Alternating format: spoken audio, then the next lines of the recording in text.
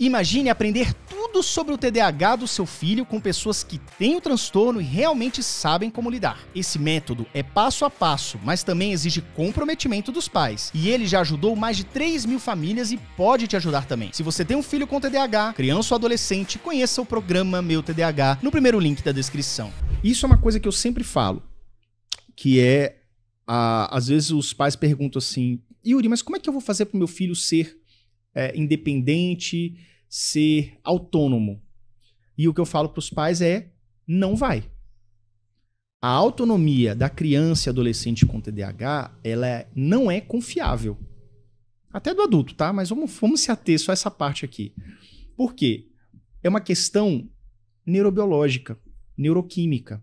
Então, é uma questão de estrutura de como a mente trabalha. Ou você insere um monte de mecanismos de reforço, lembretes, alarmes, pais que ficam cobrando, e aí entra a questão do grilo falante, que é uma estrutura, é um modo de você fazer as coisas através de outra pessoa te orientando a fazer.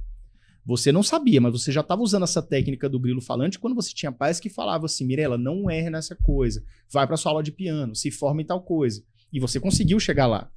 Então veja que ter prazos é importante para o TDAH. Ter horário, rotina fixa, pessoas que lembrem da sua rotina. Mirela, você não tinha um compromisso tal hora, acho que você vai ter que se atrasar. Coisas assim fazem com que você tenha uma vida menos penosa. E aí entra um ponto aqui que eu acho que é um ponto de inflexão. Veja que você fala isso com uma certa dor. Sim. Do tipo... eu tô vencendo ali na vida, mas tive esse problema, as pessoas me chamavam disso, daquilo, e eu tô começando a convidar as pessoas que têm TDAH, você, quem tá assistindo a gente, a entender, a não se criticar e não ficar se martirizando pelo seu comportamento padrão. Porque eu digo pra você, com tranquilidade, eu tenho 40 anos, você deve ser mais nova do que eu. 38. 38. Cara, se você já foi quase 40 anos de um jeito, você acredita que você vai mudar? Não. Nos próximos 40? Não. Eu não vou. Então eu já entendi os meus pontos de fraqueza e abraço com toda a compaixão.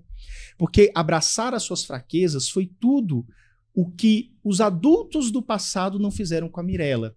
E isso, infelizmente, inclui seus pais, que não tinham conhecimento na época. Eram outros tempos. Uhum. A sua professora, etc. E o que eu digo que abraçar essas fraquezas? É entender que a vida do TDAH, ela é assim.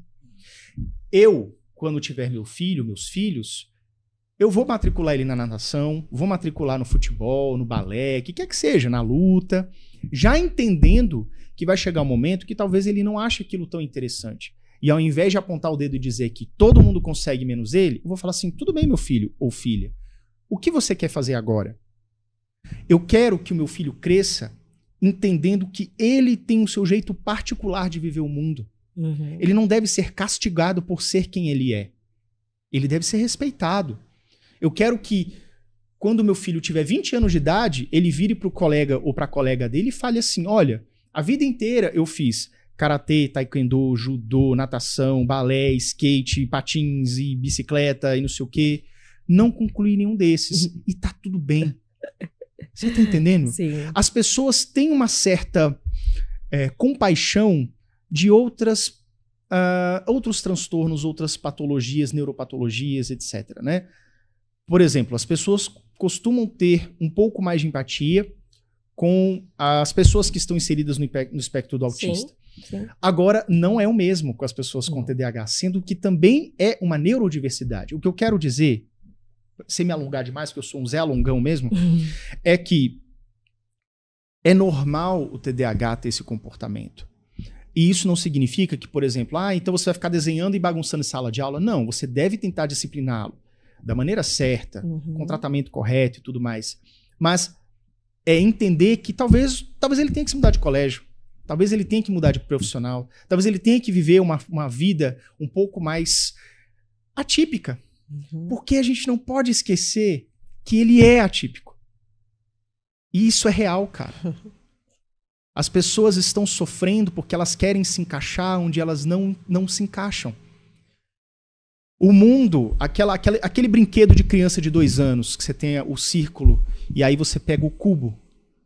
A criança não vai conseguir colocar o cubo no círculo porque não cabe.